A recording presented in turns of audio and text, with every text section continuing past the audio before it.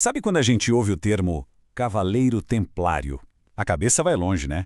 A gente logo pensa em cruzadas, segredos medievais. Mas o que será que significa carregar esse título hoje, em pleno século XXI? É exatamente isso que vamos desvendar agora. A figura do maçom templário moderno, que é uma mistura fascinante de história, simbolismo e, acima de tudo, um ideal de conduta.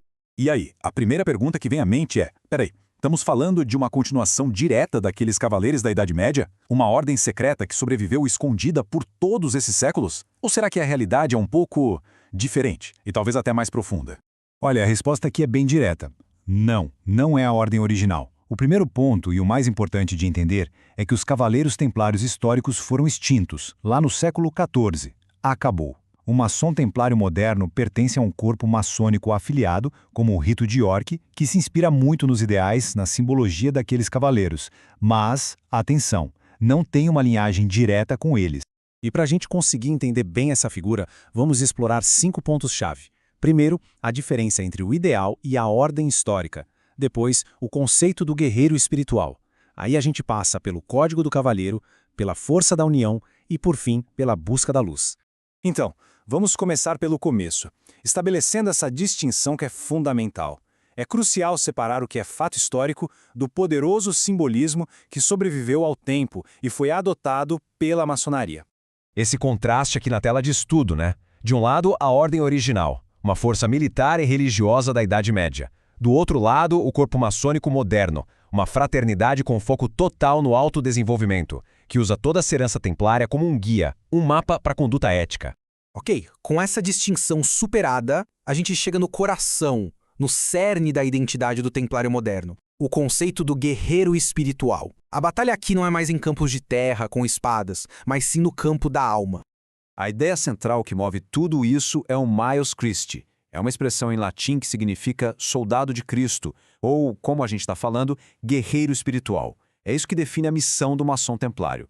Mas o que isso quer dizer na prática, no dia a dia? Essa batalha espiritual acontece em duas frentes. Tem a externa, que é a defesa de valores espirituais contra o materialismo do mundo, mas a batalha mais crucial, a mais difícil, é a interna. Aquela luta diária contra as próprias fraquezas, a ignorância, os vícios. É uma busca constante por se tornar alguém melhor.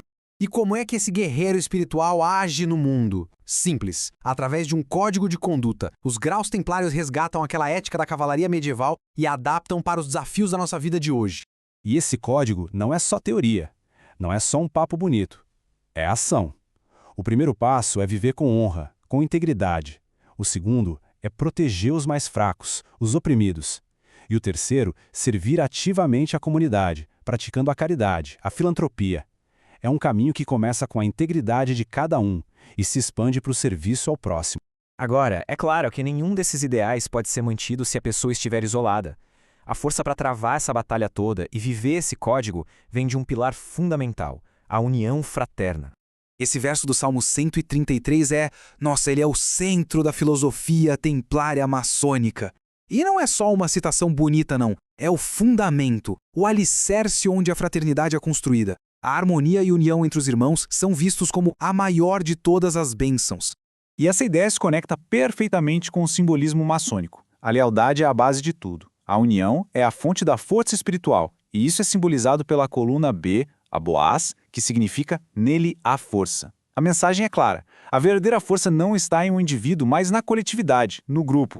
E no final das contas, para que tudo isso? Qual é o objetivo de toda essa jornada? É a busca pela luz. Luz aqui é um símbolo para a verdade, para a sabedoria, para um conhecimento mais profundo. E essa busca é um trabalho ativo, viu? Exige muita dedicação ao estudo dos rituais, da história, da filosofia. É uma jornada para encontrar uma sabedoria que vai além do conhecimento comum do dia a dia. É a busca pela luz perdida, um símbolo para essa verdade mais profunda. Então, para a gente resumir tudo o que vimos, ser um maçom templário hoje é, de forma simbólica, assumir um compromisso muito nobre.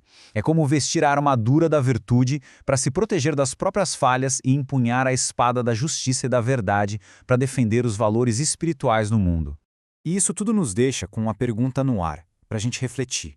No mundo tão moderno, que muitas vezes é cínico, materialista, Qual é o verdadeiro lugar e a relevância de um código de honra tão antigo? Será que ainda existe espaço para essa armadura da virtude nos dias de hoje?